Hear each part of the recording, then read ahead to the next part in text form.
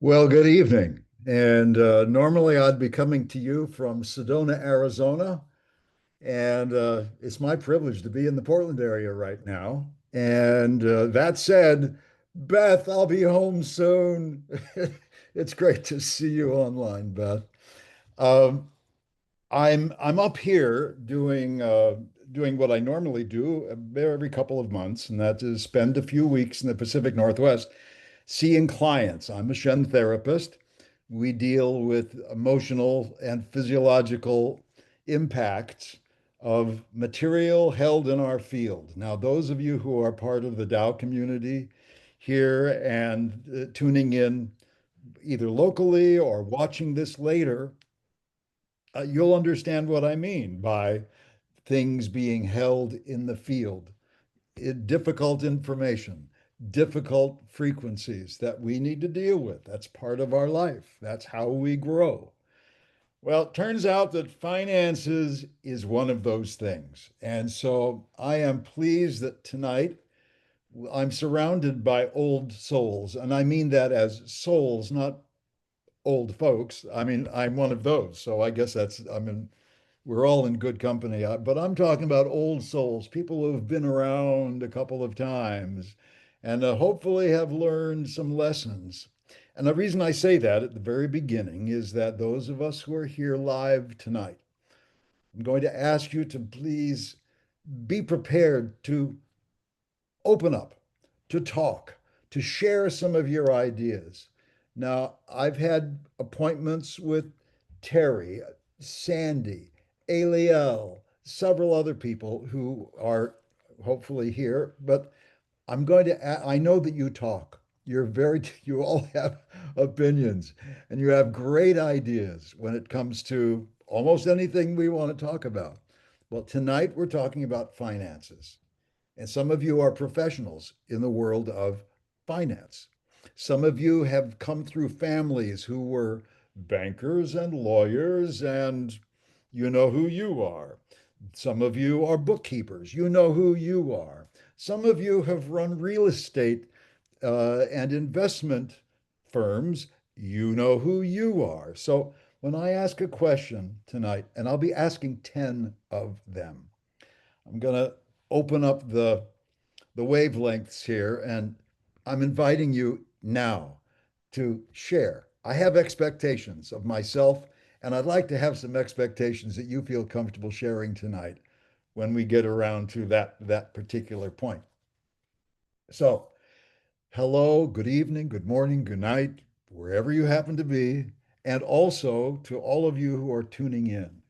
I know that there are several people in Africa that I count as my family, my close, dear personal family, that will all be, of course, watching later on. It's the middle of their night right now. So, anyway, hello to everyone.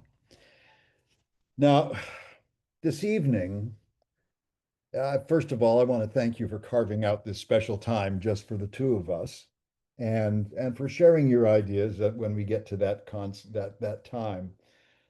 My expectations of you is that you're going to be actively listening, actively thinking, and as Dr. Rulin might say, observe, feel, and then what she may not say is actively share as we move forward together tonight. So tonight we're going to talk about two of the most powerful and probably two of the most misunderstood words in our language, this English language, and that's prosperity and abundance. And so I'm going to start with a question that you don't have to answer live, but feel comfortable churning this around inside. Have you ever felt this strange paradox that affects all of us who live in a Western world? On one hand, many of us live with the unparalleled material comforts and technological access to things. Convenience is the bottom word. And all of this would have been unimaginable, even to my parents or my grandparents, born in the horse and buggy days.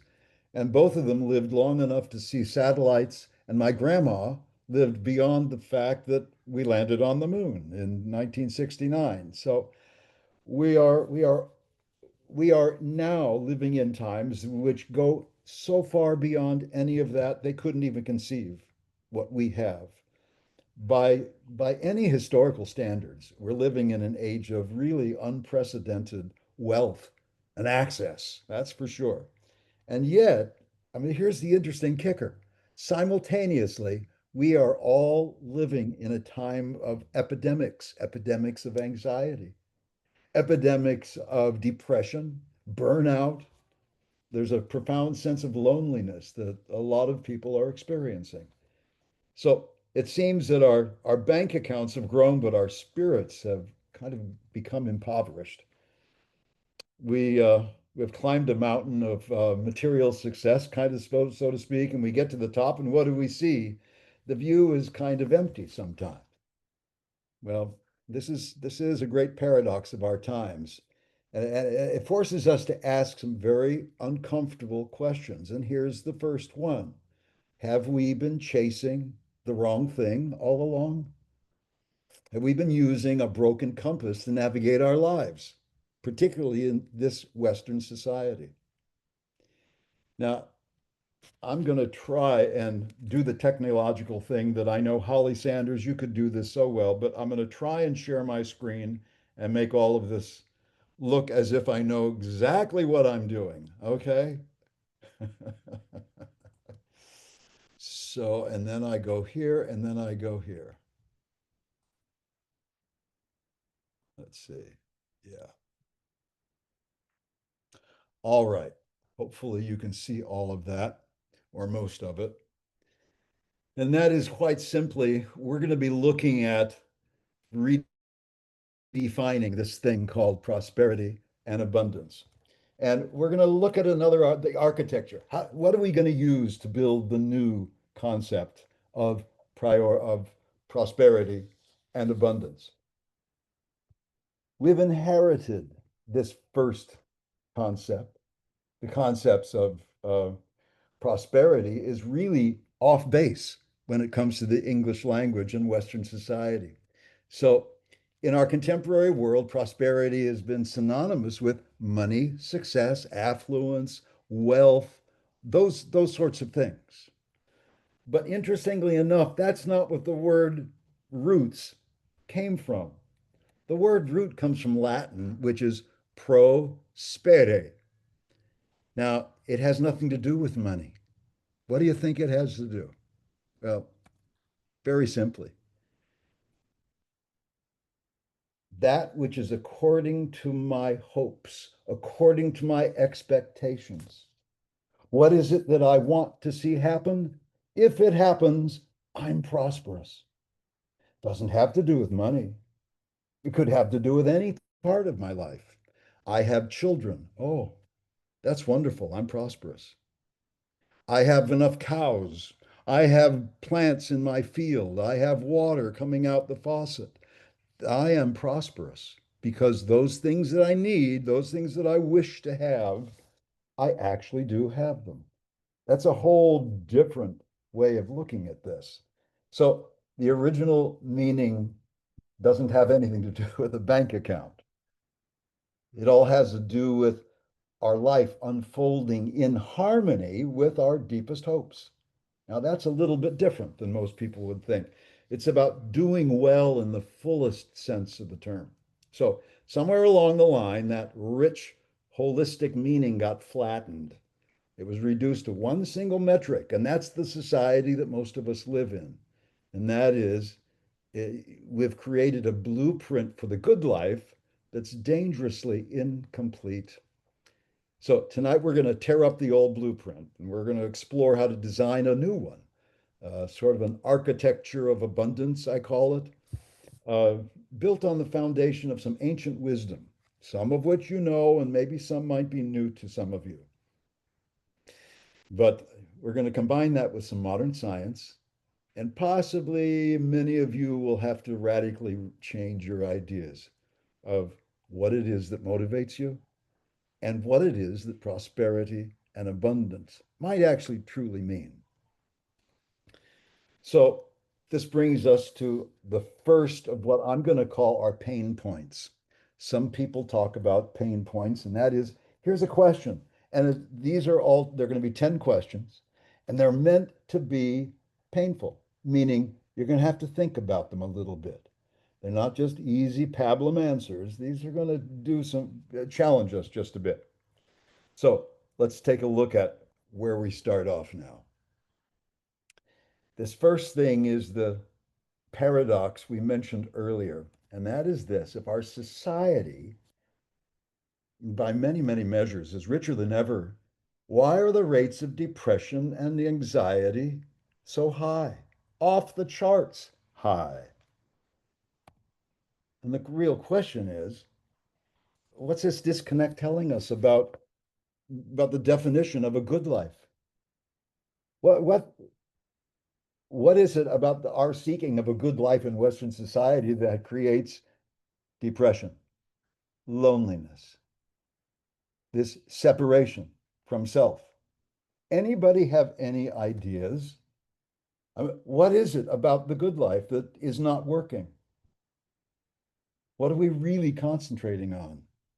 Now, if you're on a computer, just push the space bar and talk. Don't have to raise your hand. Don't have to do that at all. And if you wanted to use a chat, great. But Sandy, Terry, Aliel, Beth, Maureen, all of you who I see, uh, feel comfortable just jumping in. And that's the question. What is the disconnect telling us? Is there about who we are as a society? Any ideas? Because I certainly have. You got one or two. Yeah, I go think ahead there, Terry. so. Money doesn't buy happiness, and that's an old phrase. But what I've come to understand is, if I'm chasing after more money, I'm not connected with source. Uh, I'm I'm driven by a feeling of lack. And so I've got a whole bunch of stuff in the subconscious that's got me twisted and turned, not Absolutely. happy. That's that's where I come from. Yeah, sure. Anyone else? I don't want you to think too deeply. For me, the question is, what's it telling us that we have all of this, yet we are filled with depression, anxiety, and all of those sorts of things? Basically, we're off base somewhere. Something needs a reevaluation. There's no question about it. It's the meaning of that we've given to the good life. Well, it's insufficient. It's off base. It's misguided. It's wrong. It's unhealthy. It somehow needs reevaluation. Uh, Well, you mentioned the keywords, Russ, when you Go talked about for disconnect, because we've been fed this false story that that people's value is in their financial wealth, so to speak. right. Um, and the our definition of a good life is not the definition that comes from our heart and soul, unless it is. And those of us that listen to our heart and soul know that health and connection is paramount. And the connection can be with nature, it can be with another, with a spouse, it can be with children. There's so many We're ways, but if we we're are going to not explore a lot connecting, of those, but my question for you, Aliel, is where did you get the mistaken idea? And that's for all of us. Where did we get this mistaken idea? it's broadcast to us through media, through our parents' beliefs, through our grandparents' beliefs. It Yeah, didn't originate from within us, didn't birth innately with us. bingo, and that's you get the gold star because Oh, good.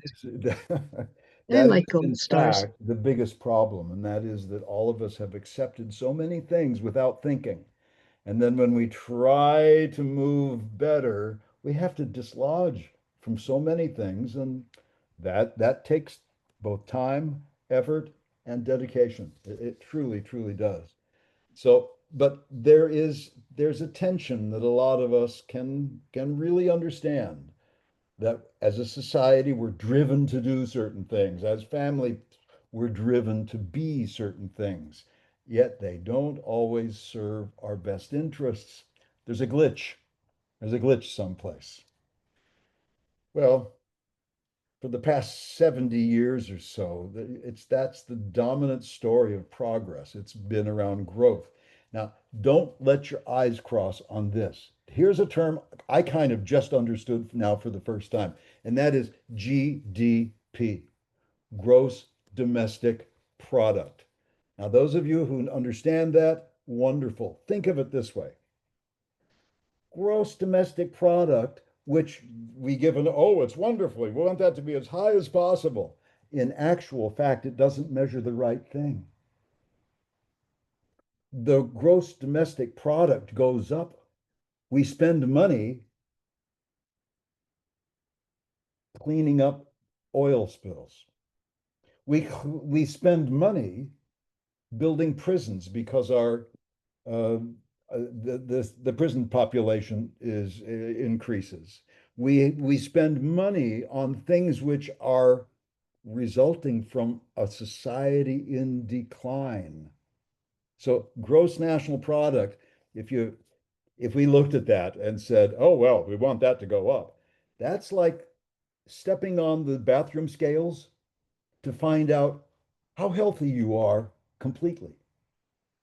It gives you a number, but it doesn't tell you how much you need to exercise. It doesn't really tell you the quality of your relationships and what you're doing. It's just a one simple measure.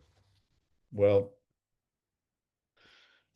we're there is a country that has taken this to a new extreme, and that is that they said, that doesn't work. And this is the country of Bhutan. And they have decided that instead of gross domestic product, just talking about how much a government spends, they measure gross national happiness, the GNH. And the gross national happiness is the policy of the government. What is going to increase the joy, the prosperity, the that which really is important to people? What's going to increase communications? What's going to increase those things that give people a sense of purpose? And that's not generally going to be what what we look at in this country. So we have a price we've paid for our individualism, as you see in the slide that's I mistakenly pushed. But we always celebrate our kind of individual rights and our freedoms at the expense of our responsibilities. We have this intense focus on self, and it comes at a cost. It comes at a huge cost. The community, the trust we have, our social connections, and so many other traditions that we identify as our source of wealth. Well, where do you see this trade-off in your own life?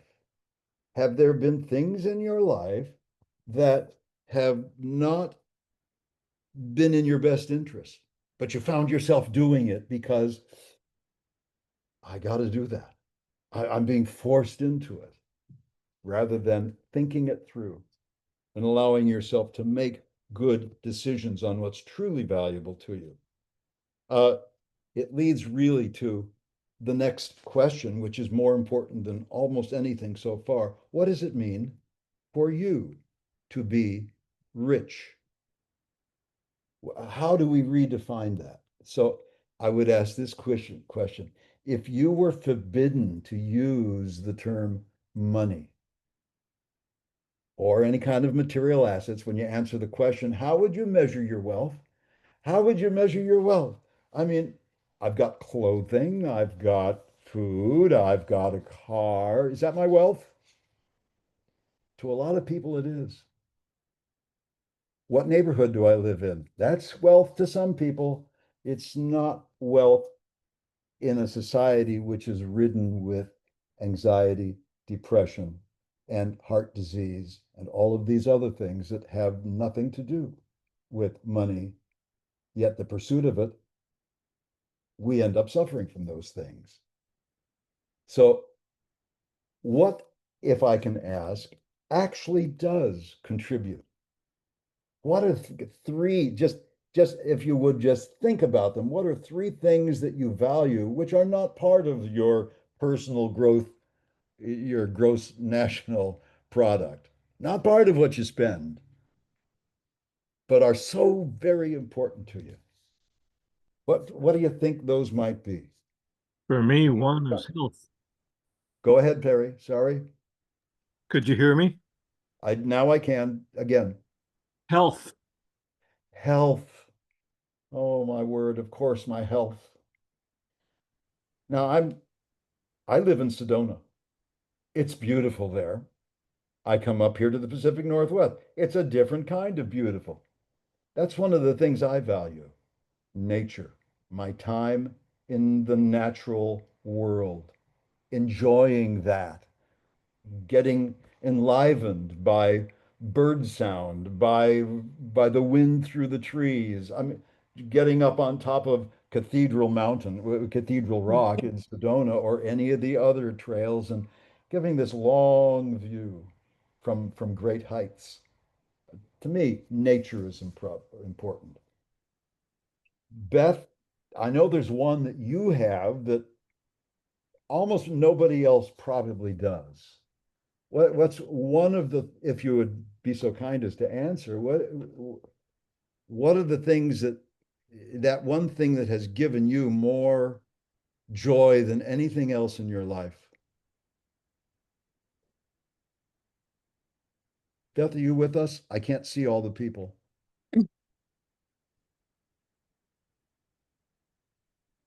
Well, I'm going to answer. Beth, Beth I'm is still sorry, I don't unmuted. hear you. She unmuted, but it muted again. There you go. Now you're, whoops. She unmutes and then it goes back to mute. Beth, just hold down your space bar. That opens your microphone. Just hold it down, and then when you're done, release. Well, Yeah. In the meantime, I would like to answer. go ahead, Maureen. And for me, and it always has been, without your house, you can't go very far. So my house, even in all of my profession, even when I was 20, I x-rayed people and they said, you got to look out your house. You got to look, you won't be this useful all the time. And I'm thinking, you know, all right, what are they talking about? Sort of stuff. However, I always never underestimated my health and the balance of my pet. Of course, I just love, love, love my pet. Most of everybody's gone to heaven right now, so that's okay. And as you say, when you plant your feet on the land, Right. and breathe in. And I took a trip. My dad was in Switzerland, saying when I went to Switzerland, it was like, wow, I just the blood in my breathing, and it was like, wow, I belonged here. I do need a balance though, because you do need. We were to bring up the factor of finances, and maybe we won't need them in the future, but enough to sustain ourselves. But it doesn't have to be. You have to treat your water, your finances like water. Like don't hold on to them. You're going to be you're going to be speaking on my next point. So hold just 1 second. But and then once you're done, put your mute back on, else we get an echo. What I'd like to suggest is close relationships. Who's talking?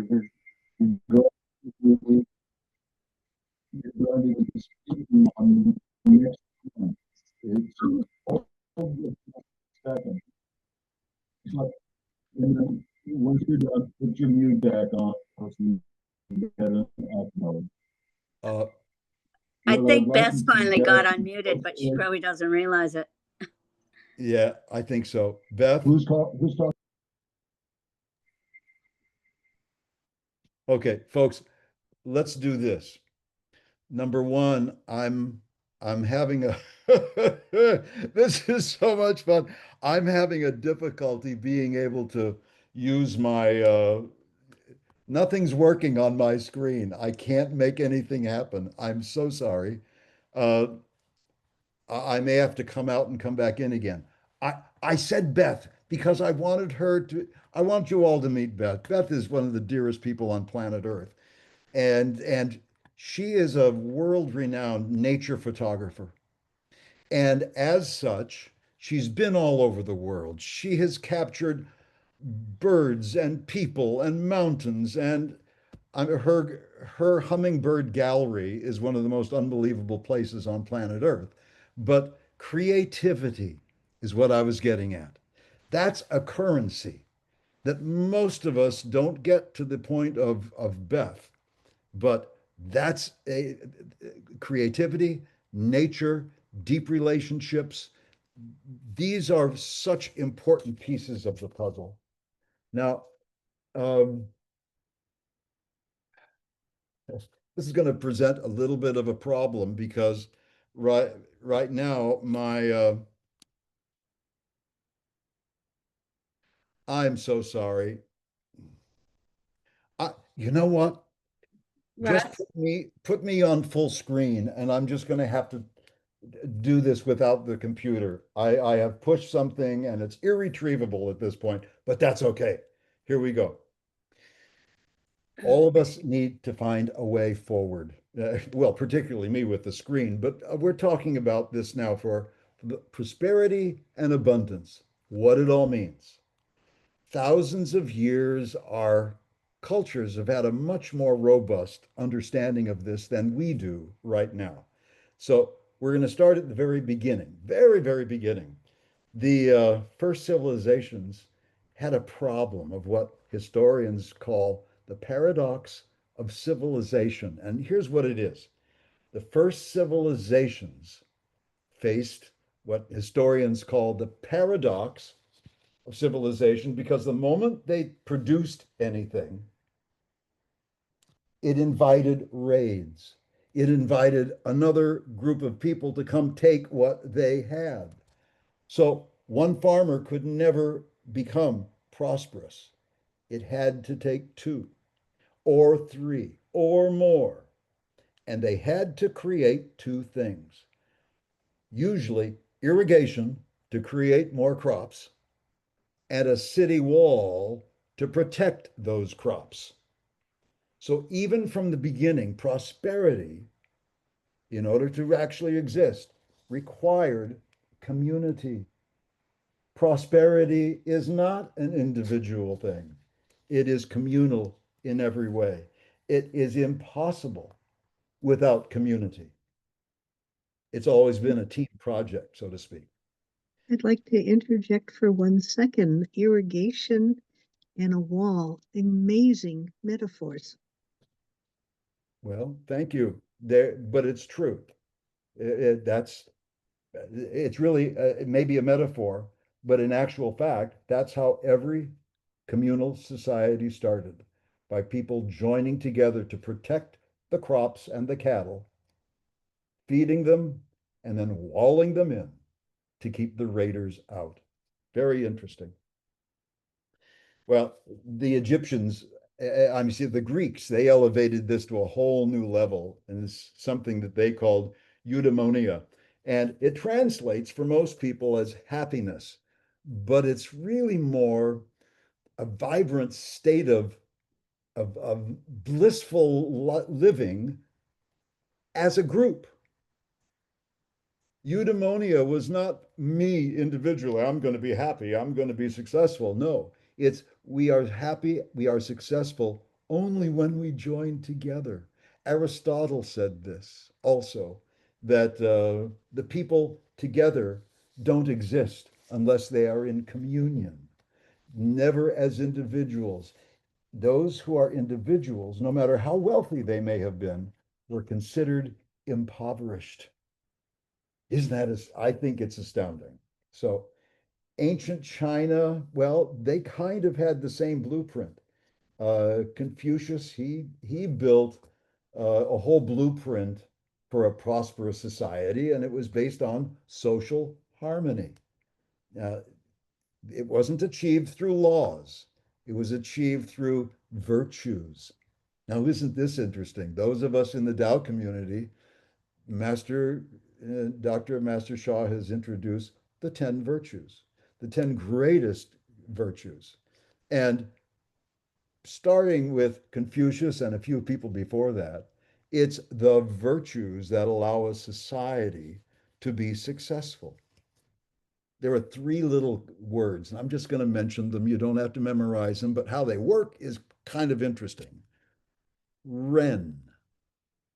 Now, there's many meanings for Ren, because some of you know some of the few other ones, but Ren means benevolence and human open-heartedness. Li, it's the rituals, the proper conduct that allows us to express our Ren. And then Yi, the this righteous desire to do what's right for the whole. So Ren, Li, Yi. The wisdom is not just an artifact, it's alive today in many cultures. Most indigenous peoples, do you realize, have no word for wealth? None whatsoever. Not in the Western sense of personal accumulation. They have concepts that describe community health, community wellness, community richness. That's where their language goes. You might have heard of the South African term, Ubuntu. Ubuntu. This is that wonderful phrase that says, I am because we are. I'm not an individual. I love telling the quick story about the anthropologist, the Western anthropologist who went to Africa to check out what is this thing called Ubuntu. Well, he got a group of children lined up and he said, okay, kids, I've put some candy at the base of that tree, little hard sugar candy. When I count to three, run to the tree, and whoever gets it can have it. And so he said, one, two, three, go. And what did they do? All the kids instinctively joined hands and ran to the tree together so they would all arrive at the same time. And then what surprised him even more is that, yes, they acted in community to get there, but then what?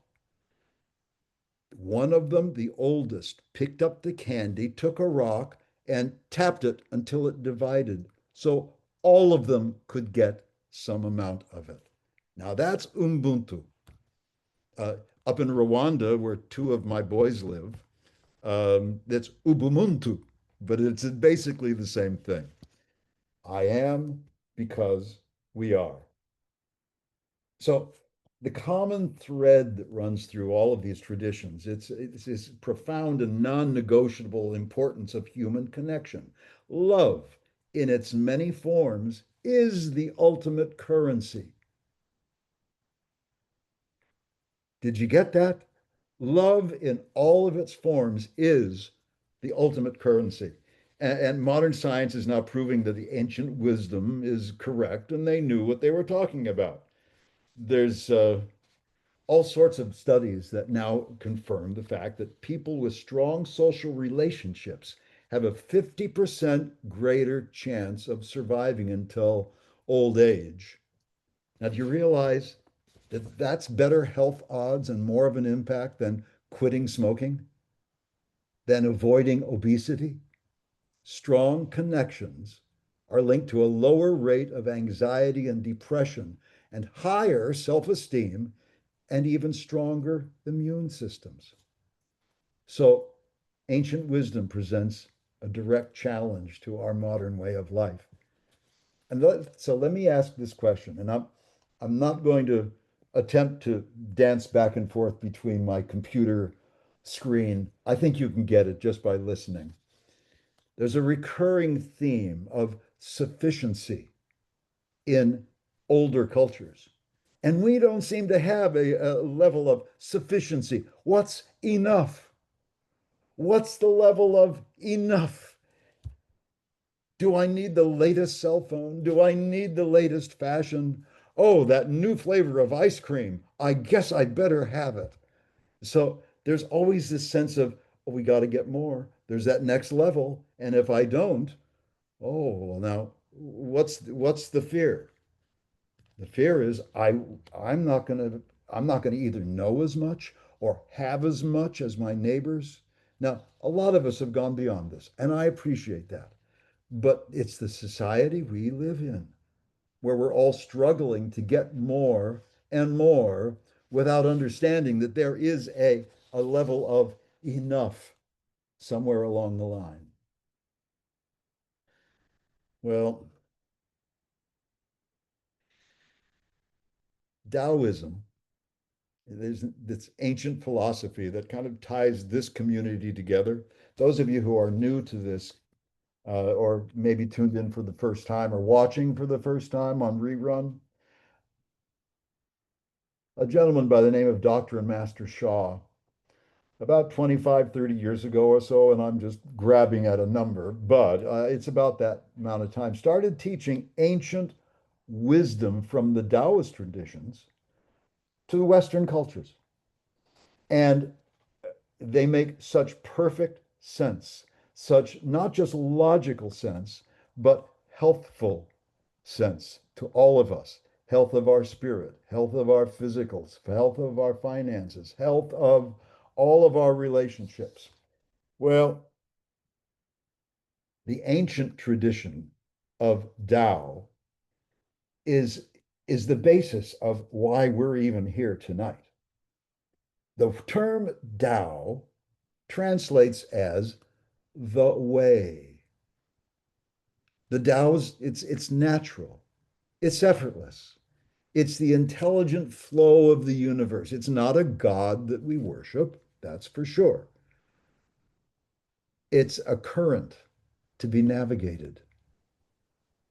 The classic Taoist texts often compare the Tao to water.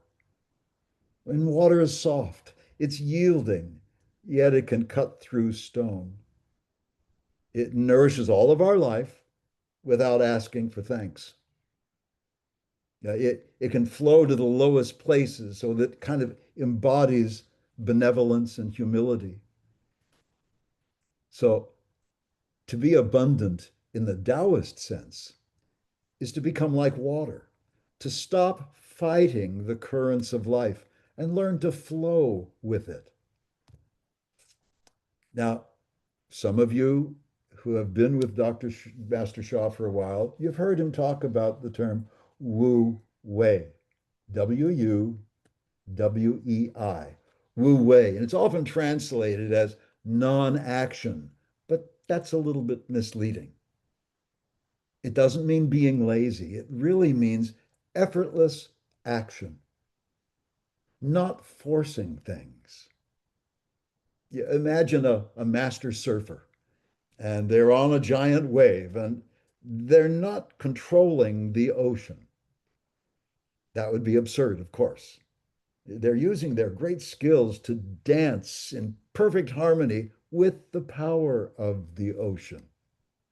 That's Wu Wei. It's the opposite of our modern hustle culture, where we try to grind and we struggle and we force things to happen. Wu Wei teaches us that true effectiveness, it comes from patience, from timing, letting go of the illusion of control. It's the art of achieving everything by not trying to do everything. That's Wu Wei. That's the Tao. And that's completely different than Western society. There's another word that I honestly have not heard Master Shaw use, but it's pronounced Z, I mean, it's spelled Ziran, Juran. And it means naturalness or spontaneity. It's kind of the natural state of things. And this Juran, it's the ideal for people that we don't try to force that our natural state is good enough. And that if we then go with the flow, literally go with the flow, we become what the Taoists call the uncarved block. Whereas our families and societies have carved this and shaved off that, and it's got to be this and it's got to be that. The Tao doesn't do that. It creates the virtues that allow a smooth operation of society. And that allows all of us to use Wu Wei, the way of water, the way of naturalness, to become our Ziran, which means simply our natural, most benevolent and wonderful natural selves. Well, the Tao Te Ching, many of you have heard of that. The question is, does ancient philosophy talk about money? And the answer is yes. There's one verse that sticks out, and I think you'll understand what I'm talking about by let me just read that one verse from the Tao Te Ching. Fame or integrity, which is more important? Money or happiness, which is more valuable? And it concludes with one of the possibly most profound statements on abundance that's ever been written. Be content with what you have. Rejoice in the things the way they are. When you realize there's nothing lacking, the whole world belongs to you. That's ancient Chinese wisdom. That's the Tao Te Ching. Don't force it. And that's the core of Taoist abundance. It's not an external condition of having more, but it's an internal state of needing less. It's a radical reorientation from a psychology of lack to a psychology of sufficiency. What I have is fine, and I will accept more, but I'm not going to waste my life attempting to grab that more. So now how do the ancient Chinese do this? I had mentioned before virtues. Well, we have learned what we call the 10 Da, the 10 greatest virtues. In Taoism, it emphasizes the virtues like humility, simplicity, compassion as as a path towards the good life. In our world, which often emphasizes the opposites of those, like pride, complexity, ruthless competition, well, it's cultivating a practical strategy of achieving success and abundance the easier way, the more efficient way, through virtuous living and virtuous interaction between people. That's not the society that we most of us find ourselves in, but it is the one we have the possibility of creating. It's the world as it is versus the world we feel it could be. And this leads to a question that's really very important. Our culture glorifies hustle, the grind, getting, doing, whereas the Taoist concept of Wu Wei, it suggests that this is not only stressful, but it's counterproductive. You can think of a time in your life when you achieved great results by not forcing them, letting go of a lot of things, to let things unfold naturally. Yeah, what would it take to trust that process even more? Now that's a question for all of us. Where are we in that scale? Now, you could probably come up with lots of good examples where you got out of the way and then something better happened. This is so important, so important. Um, we've all had glimpses into this state of allowance, this flow. The challenge is to make it a way of life, not just a happy accident. Now, let's look at some of the how some people are trying to translate this ancient wisdom into a modern lifestyle. In these last 15 minutes or so, where can we go? We're in this culture. We have options. How do we take them? Well, in the last recent years, there's been a fascinating movement to connect the ancient wisdom and modern science and the language of modern science. Now, for those of you who are not part of a Tao orientation, probably the best example is Dr. and Master Shaw, who we've spoken of, and his collaborator, Dr. Rulin Xiu, who's a physicist, string theorist, and also is understanding that ancient Tao wisdom is, in fact, modern quantum physics. The distance between them is non existent. A different language, maybe, but the principles end up being the same. They call their work Tao science for an obvious reason, because it attempts to build the grand unification theory that brings all things together, most particularly science and spirituality.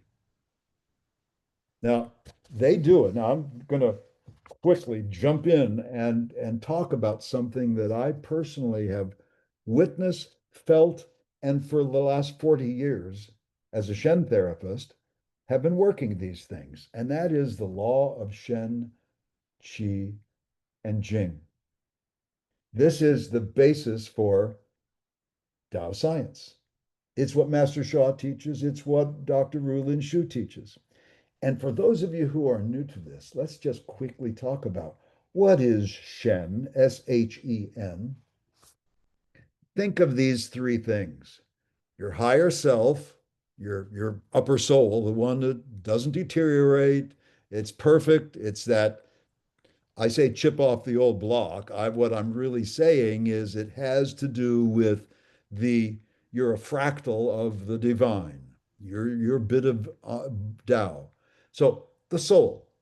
Then you've got that onboard soul, that biofield that some of us talk about. Shu Shen, for those of you who talk about spiritual heart, all of the earthly experiences are lodged there and how you've responded to them. So far we've got these two things: the perfect you, and then the injured, the mortal, the you that's living this life, this field of vibrations. And then there's your mind, your ego, trying to make sense of the life that we're in and the life we wish we could have, and trying to protect everything and keep it all in order. These three things are usually in disarray and usually at odds with each other: my higher self, my internal feeling self, and my mind. The goal is that Shen, they can all join together, that the lower two, the mind and the spiritual heart, they can rise in vibration to become equal with and the same vibration as the higher self. Now, it's a lifetime of work for many of us. Actually, it's several lifetimes of work for most all of us. But that is the goal. Well, Shen, Qi, Jing. Qi is that energy that allows our minds, our spirits, our souls to move into the body and create changes. And then Jing is the body. the physical, the nature of things. Well, is it possible that these three can combine as one? Shen, the three, soul, spirit, and mind, those joining with energy and the nature of matter, our bodies, that all of it can join in one. It's a huge, huge leap to allow this to happen, but it's one that we use as the goal. The law of Shen Qi Jing. It defines basically who we are and what we can become. The key here is soul over matter. It's one of the key teachings of Tao science. Your health, your relationships, your finances, you first have to you first have to transform the underlying information that's within your field, your onboard Shen, so to speak. That soul. Then the world, then you begin to attract to you those things which are of major benefit.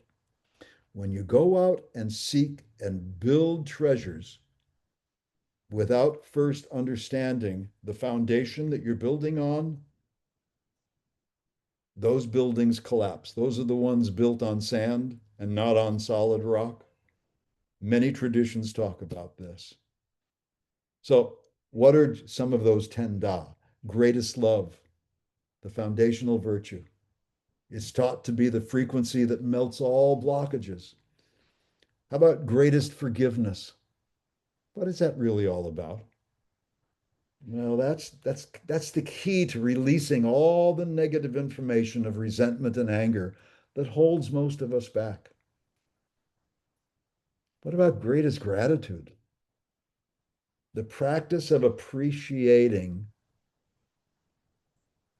that attracts further blessings. When you're grateful, you open yourself to even more blessings. So, love, forgiveness, gratitude, and then what's the ultimate purpose of being alive? Okay, I could say on the count of three, everybody say it together. But this is Dr. Shaw's major thing. The ultimate purpose of life is to serve. So, greatest service. The idea that the ultimate purpose of life is to serve others. And that's where we will find our greatest fulfillment. Not in seeking the Western understanding of prosperity and abundance. So, this framework of vital virtuous qualities, it provides a practical, very practical, step-by-step path for applying the deep wisdom of Tao to the challenges of our modern life. And it aims at creating an abundance, not just outside, but inside as well. The 10 Da, the 10 greatest virtues, are not just some spiritual high water mark that we wish we could all get to.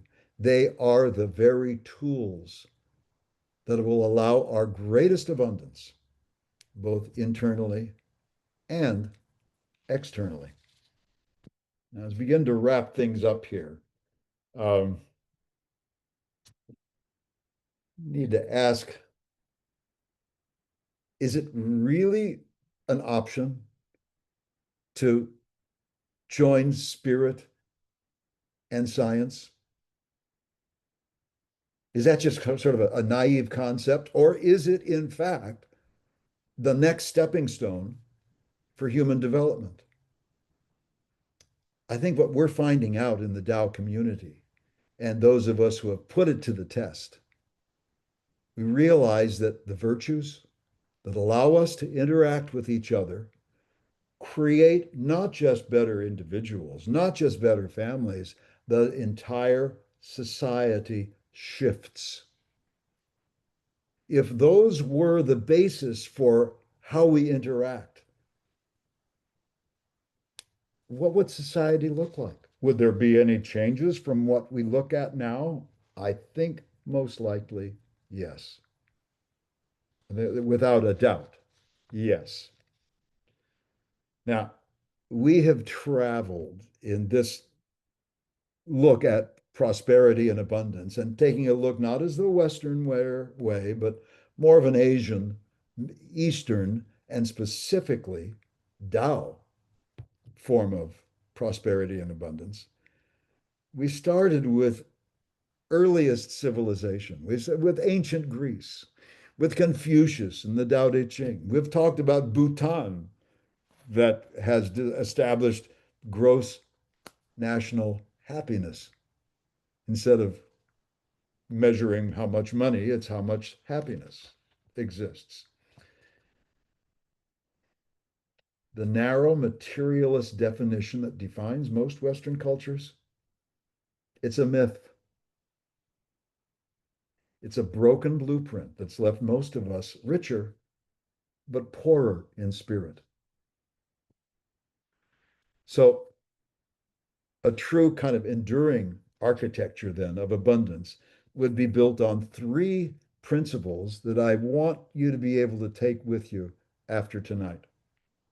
The question is it good for me? Is it good for my family? Is it good for society? Can be answered on these three principles. You might want to write these down. Number one, it's good if it is communal. Our flourishing is inextricably connected and linked to the health of our communities. Ubuntu, we thrive together, or eventually we will not thrive at all. Ultimate progress is communal, not individual. Number two, it's relational. More than communal, to say it's relational, it means that the ultimate currency of goodness in our life is love. That giving and of receiving, the quality of our connections. This is the true measure of wealth. So it's communal. We go as a group, we progress as a group. It's relational in that within that group, we share bonds of love and concern, one with another, in the idea that that is what, how could I say, oils the skids. It gives us the ability to communicate, to progress. It's love in its many forms. And not only is it communal and relational, but it is also internal. Ultimately, abundance is not the quality of possessions, but the quality of consciousness. It's the contentment. It's the flow. It's the peace that comes from aligning our inner world with a great harmonious flow of the universe. One other African reference. The ancient Igbo, Igbo, they originally were in what's called the Lower Nile or the Upper Nile, which is south of Egypt, but they were thought to be the original people from which Egyptian culture sprang. And the Igbo, still to this day, have an interesting concept. They have a concept that you have given to you at birth a higher you, a soul that it travels with you. And they constantly say, are you in alignment with your higher self? Now, that's an old concept. It's not new at all. This is not New Age. This is the most ancient. And guess what they call that higher self? This is now like 4,000 and 5,000 years BC. They called this higher self chi. It would be spelled CHI. Interesting, is it not, that it's exactly the same word as the Chinese have used, the Taoists have used for that animating force that is who we are, gives us life, and is life itself. So, things are of value if they are communal, if they are relational, meaning they're built on love and concern, and they are internal, meaning they solidify the relationship that we have with our highest self and with the Tao itself. So here we are, consciously and deliberately, we want to define our own concept, our own definition of a rich life. So I'm going to ask all of you at your leisure, sit down with a pen and pencil, and in your own hands, write yourself a new story, a new blueprint. Doesn't mean rejecting material gain. It doesn't mean you have to go sit on a mountain and contemplate or wear sackcloth and ashes. What it does mean is putting them in the proper place as the foundation, not the entire building. The real art of living is what we build on top of that foundation.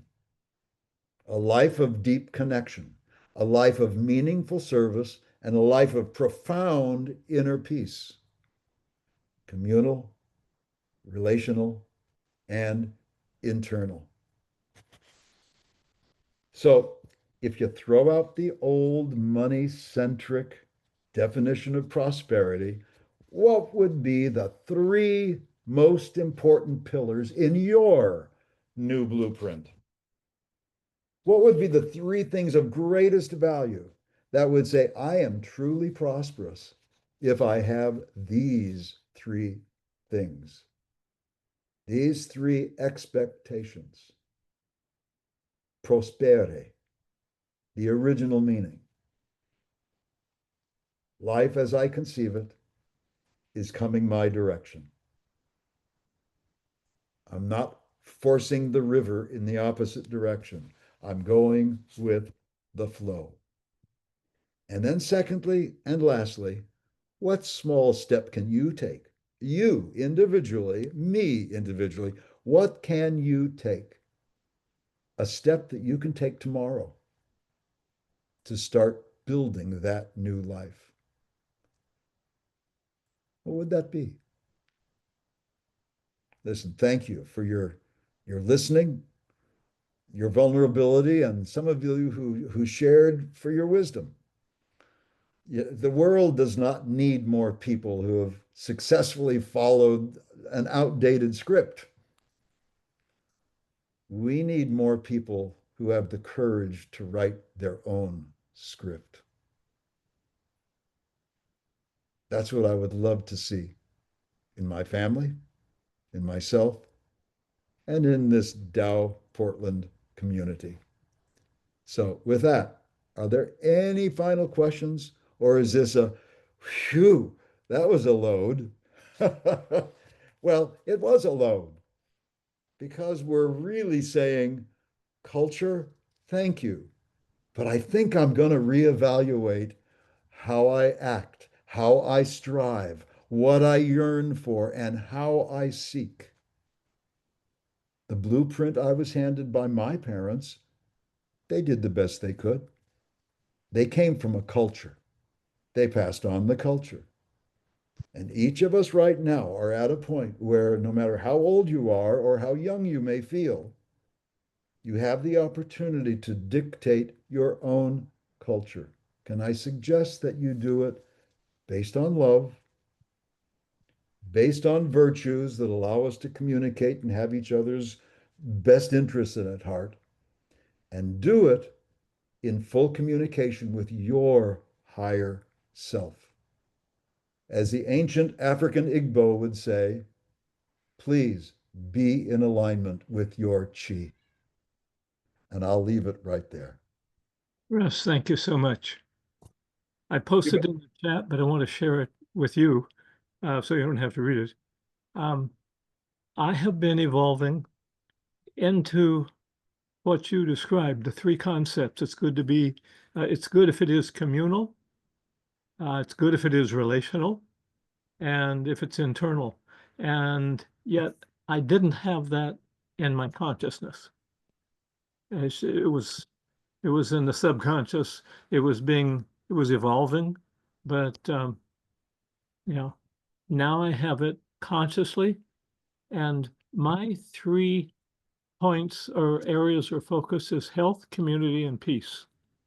Ah, beautiful. And thank you very much. This is going for all of those of you who are registered, whether you're here or those whose phone died and who were praying that this was being recorded. This will be shared. So you can go back, you can rewatch Russ's amazing pages that turn themselves. And yeah, and next week we will have another version, another set of concepts around what, what's it mean to, what is sharing? No, excuse me, that's not the word I want. I'm trying to remember the title for this month, but it's all about It's settling in with finances and abundance and right. prosperity. And so what Russ has done is he has widened the field. He's taken us from where we are to what was in our subconscious, or maybe it's still there, but he's given us the steps to move up to Igbo, to Ubuntu. And Russ, thank you very much. You bet, Terry. Thank you all. And I will say then, good night, farewell, enjoy. Holly, thank you for your hearts and flowers. Maureen, thank Russ. you for sharing. And Steve Katani, my word, now I can see who's actually on, now that I'm not yabbering all night long. Arlene, Veronique, thank you. Sharon Gilbert, Ginger, great to see you here. Um, Everyone, thank you for joining. And those who are watching the replay, pass it on. If you've learned something, share it and try to incorporate it. We'll see you next week, if not before. Take care. Bye-bye. Thank you. You bet.